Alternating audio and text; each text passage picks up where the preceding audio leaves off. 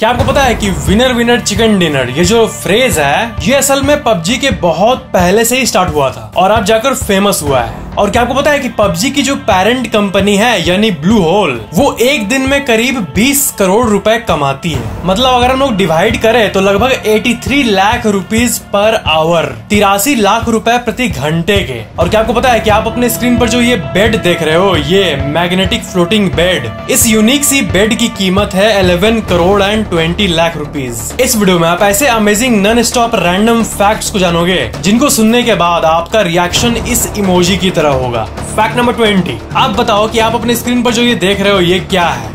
आप अपने स्क्रीन पर जो देख रहे हो ये है, ये क्या लगता है क्या होगा? तो मैं आपको बता दूं कि ये है ह्यूमन हेयर यानी इंसानी बाल। और आपका जो बाल है वो इतना पतला है पर जो होता है ना बाल आपस में फंस जाता है, वो जो नॉट होता है वो माइक्रोस्कोप के नीचे कुछ ऐसा दिखता है। और आप इसके मल्टीपल इमेजेस को भी देख लो। ह्यूमन हेयर यानी इंसान के बाल को अगर हम लोग मैग्नीफाई करेंगे तो वो कुछ ऐसा दिखेगा। फैक्ट नंबर 19, लाइब्रेरी मतलब क्या होता है? आपको पता ही होगा कि लाइब्रेरी मतलब एक ऐसी जगह जहां से हम लोग बुक बोरो कर सकते हैं, किताबों को कुछ दिन के लिए ले सकते हैं। पर एक तरह की लाइब्रेरी होती है जिसे कहते हैं लाइब्रेरी ऑफ थिंग्स यानी चीजों की लाइब्रेरी। और इन लाइब्रेरी में किताब के साथ साथ बाकी चीजें भी रेंट पे ली जा सकती है।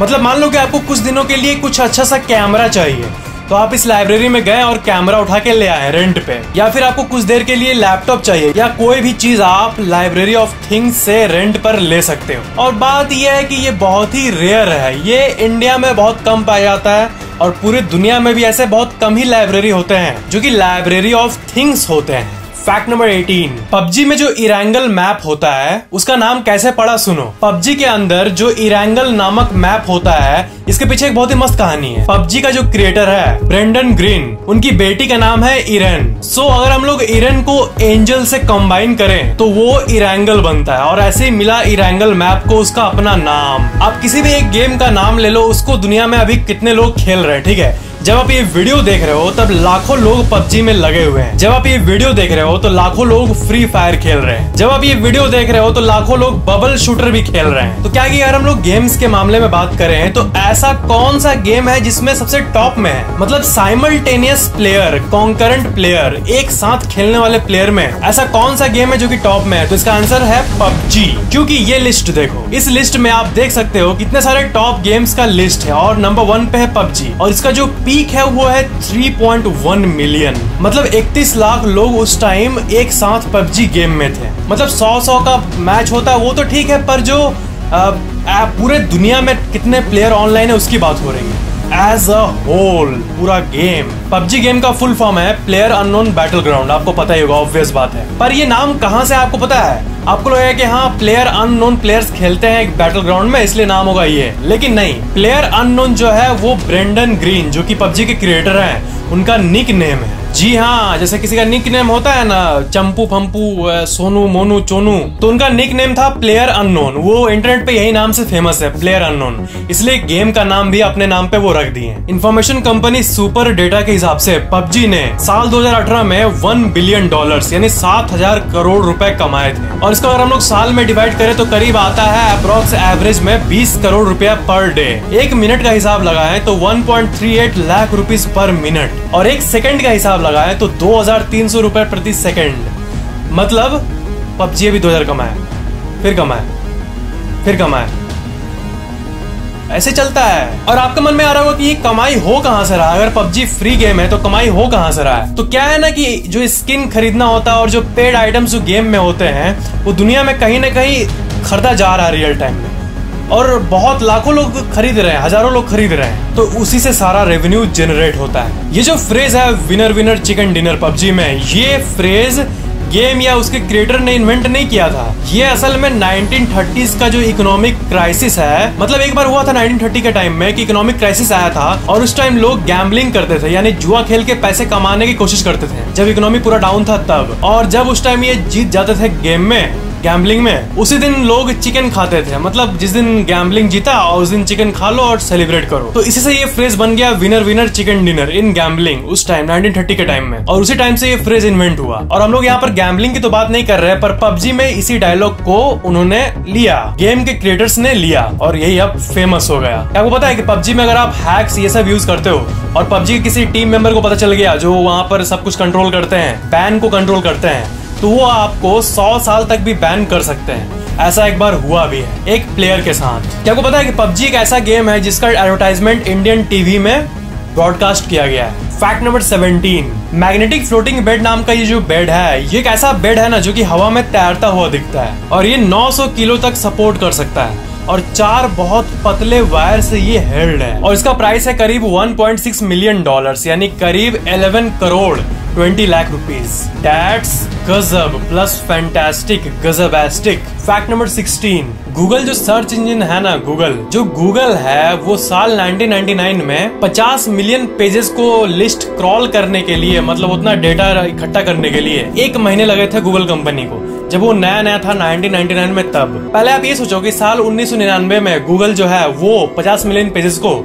1 महीने में क्रॉल करता था, ठीक है। और अभी वही चीज 50 मिलियन पेजेस को गूगल सिर्फ 2 दिन में क्रॉल नहीं, 2 मिनट में क्रॉल करता है। जी हाँ, 2 मिनट में क्रॉल करता है। मतलब टेक्नोलॉजी का बढ़ने का हद देखो। That's really seriously amazing। Fact number 15, एक फिल्म को बनाने में कितना समय लगता है? 1 साल, 2 साल, 3 साल ऐसा लगता है, आप सुने होंगे। और आप ये चीज देखे हुए ना कि फिल्म में कोई बच्चा होता है फिर बाद में जाकर वो बड़ा हो जाता है। तो इसमें क्या होता है कि वो किसी और एक्टर को ले लेते हैं, ठीक है, मतलब बड़ा में कोई और, बच्चा में कोई और। पर क्या कोई ऐसा फिल्म है जिसमें बच्चा में जो एक्टिंग किया है वही बड़ा में भी जाके एक्टिंग किया? ऐसा कोई है? तो एक मूवी, इसका नाम है बॉयहुड और ये 2014 की एक मूवी है। इस मूवी को बनाने में 12 साल लगे थे। List of films with longest production time आप देख सकते हो अपने स्क्रीन पर। The other side of the wind, इस मूवी को बनाने में 48 साल लगे थे। फिर बैलिक बैन मेमोरीज ऑफ ओवर डेवलपमेंट, जिसे बनाने में 38 साल लगे थे। मैन इन द मिरर, इसे बनाने में 38, और आप पूरा लिस्ट देख सकते हो, इतने साल लगते हैं मूवी प्रोडक्शन में। दैट्स गजब। फैक्ट नंबर 14, दुनिया का जो सबसे पहला कमर्शियल कैमरा फोन था वो था 0.11 मेगापिक्सल। और आजकल के फोन्स में कितना मेगापिक्सल का कैमरा होता है? 10 मेगापिक्सल, 20, 30, 40, 108, अब 600 भी आने वाला है। सैमसंग ने आखिरकार न्यूज रिलीज कर ही दिया कि उसमें भी 600, अब आंख से भी ज्यादा मेगापिक्सल वाला कैमरा आने वाला है। वाओ, ये बात अलग बात है। दुनिया का सबसे पहला फोन जो था उसमें था 0.11 मेगापिक्सल का कैमरा। वीपी विजुअल फोन 210, ये मई 1999 में रिलीज हुआ था और ये सिर्फ और सिर्फ 20 पिक्चर ले सकता था। 20 पिक्चर लिया और इसका स्टोरेज फुल। फैक्ट नंबर 13, ये भी एक मस्त फैक्ट है। आप इस ट्वीट को देखो, गूगल ने ये ट्वीट किया था और जो गूगल का ट्विटर अकाउंट है, ऑफिशियल गूगल कंपनी का जो ट्विटर अकाउंट है, उसका पहला फर्स्ट एवर ट्वीट फरवरी 26, 2009 में ये ट्वीट किया गया था। और इसमें लिखा हुआ है आई एम 011000110 करते करते इतना कुछ लिखा हुआ है, ठीक है। तो इसका मतलब क्या हुआ? गूगल ने आखिर ऐसा ट्वीट क्यों किया? तो आपको जान के हैरानी होगी कि ये बाइनरी कोड है और इसे अगर आप कन्वर्ट करोगे किसी भी कन्वर्टर में, इसे कॉपी पेस्ट करोगे तो यहाँ दिखाएगा स्टिल फीलिंग लकी। मतलब इस टेक्स्ट का मतलब है I am still feeling lucky. तो ये था गूगल का मैसेज। ये बाइनरी कोड में गूगल लिख के ऐसे ही पगलापंती किया है, पब्लिक के साथ कोट एंड कोट टेक्नोलॉजिकल मजाक किया है। फैक्ट नंबर 12, आपको पता है ना कि बिल्डिंग्स में शीशे लगते हैं और आपके मन में कभी ऐसा आया कि शीशा के बदले और क्या लग सकता है? मतलब शीशे कोई और टाइप के होंगे? तो आपको ये जान के हैरानी होगी कि ट्रांसपेरेंट वुड भी होते हैं। आप ये जो देखो अपने स्क्रीन पे, ये जो है ये लकड़ी है। लिटरली लकड़ी कैसा होता है? ऐसा होता है, पर ये जो लकड़ी है ये ट्रांसपेरेंट लकड़ी है और ये अभी उतने पॉपुलर नहीं है। ये नॉवेल वुड मटेरियल है और ये कमर्शियली अवेलेबल भी है और जो लोग दीवार में शीशा लगाते हैं उसके बदले ये भी लगा सकते हैं। फैक्ट नंबर 11, इस फैक्ट को ध्यान से सुनो और ध्यान से समझो। देखो, मान लो कि कोई बंदा टेक्नोलॉजी कंपनी में काम करता है और वो आईटी सपोर्ट टीम में काम करता है, तो क्या है कि उसके फैमिली में अगर जब पता चलता है कि ये बंदा टेक्निकल सपोर्ट में काम करता है तो फैमिली वाले आके उससे ऑब्वियस अप्रोच करेंगे कि यार इसको तो सब कुछ आता है, इससे मैं पूछ लेता हूँ। तो क्या है ना, सिर्फ इसी के चलते 28% लोग जो कि टेक्निकल फील्ड में काम करते हैं वो फैमिली के बाकी रिलेटिव को बताते ही नहीं कि मैं पार्ट टाइम या कैसे भी ये जॉब कर रहा हूँ। क्यों? क्योंकि क्या होता है कि कॉल पे सपोर्ट देते हैं, उनको उसका पैसा मिलता है, बट फैमिली में जब कोई उससे पूछता है तो उसका पैसा नहीं मिलता है। तो उसका आदत हो जाता है कि जब भी कोई सपोर्ट दिया क्या ना, यहाँ सेटिंग में जाओ, ये करो, इससे ये हो जाएगा। तो इसमें उनको पैसा चाहिए, ऐसा माइंड हो जाता है कि हाँ सपोर्ट दिया तो पैसा चाहिए, इसलिए जब फैमिली का बारी आता है तो वो बताते ही नहीं है कि मैं सपोर्ट में काम करता हूँ। क्यों? क्योंकि उन्हें फ्री में सपोर्ट देने पे हिचकी होता है। फैक्ट नंबर 10, पता है 1700 के समय पाइनएप्पल सोने से कम नहीं था। मतलब ये सबसे रेयर फ्रूट होते थे उस टाइम। और जब ये अमेरिका में नया नया आया था ना पाइनएप्पल, तब उस टाइम एक पाइनएप्पल का कीमत करीब $8,000 तक हो सकता था। मतलब करीब 5 लाख रुपए एक पाइनएप्पल का। ये हाई कॉस्ट, इसके पेरिशेबिलिटी, नोवेल्टी और स्कैर्सिटी के चलते था। ये बहुत ही माना जाने वाला फ्रूट था। फैक्ट नंबर 9, क्या आपको पता है कि कनाडा में एक भी चूहे नहीं पाए जाते हैं, और आइसलैंड में एक भी मच्छर नहीं पाए जाते हैं, और अंटार्कटिका में एक भी स्पाइडर नहीं पाए जाते हैं। ये थे दुनिया के कुछ स्टैट्स। फैक्ट नंबर 8, अब ये इंटरेस्टिंग सा फैक्ट देखो, ये है पेंटिंग ना, ये है एक ऐसा फोटो, इसको इंग्लिश में डिस्क्राइब करें ना, this is a photo of a painting of a painter, painting a painter who is painting around a painting. थोड़ा आपको दिमाग लगाकर इसे समझना होगा। This is a photo of a painting of a painter, painting a painter who is painting around a painting. मतलब ये एक फोटो है एक पेंटिंग का, जिसमें एक पेंटर एक दूसरे पेंटर को पेंट कर रहा है। आप नीचे देखो इसको, और ये पेंटर इसको पेंट कर रहा है। फैक्ट नंबर 7, प्राइवेट जेट्स के बारे में आपने सुना होगा, ठीक है? प्राइवेट जेट, अपना प्राइवेट प्लेन, तो उसका जो इंटीरियर होता है वो नॉर्मल होता है, इस तरह नॉर्मल इंटीरियर। पर लग्जरी प्राइवेट प्लेन का आप इंटीरियर कभी ध्यान से देखे हो? ये है एयरबस A380। ये दुनिया का सबसे महंगा प्राइवेट जेट है, और देखो ये कैसा दिखता है। और इसका प्राइस है $402 मिलियन, मतलब 2800 करोड़ रुपए। और बोइंग 747-8 VIP प्लेन को भी आप देख सकते हो। फैक्ट नंबर 6, किसी भी पार्क या पब्लिक प्लेस में आप देखे होंगे या तो ब्रिक होता है या फिर घास होता है, पर ये कॉम्बो स्टाइल देखो, इसे कहते हैं ग्रास ब्रिक कॉम्बो। मतलब घास भी है और ईंट भी है, और दोनों का मिक्स्ड स्टाइल है, और ये काइंड ऑफ डिजाइन और नेचर दोनों को बैलेंस करता है, और ये बहुत जगह होना भी चाहिए। फैक्ट नंबर 5, इस फोटो को देखो आप, ये एक कूल सा फोटो है, और आपको ये कुछ फैंटेसी सा फोटो दिख रहा होगा। मतलब ऊपर पानी का, मतलब आसमान में ये कैसा, मतलब क्या है ये? आप अपने फोन को उल्टा करके देखो, तब आपको इसकी रियलिटी समझ आएगी।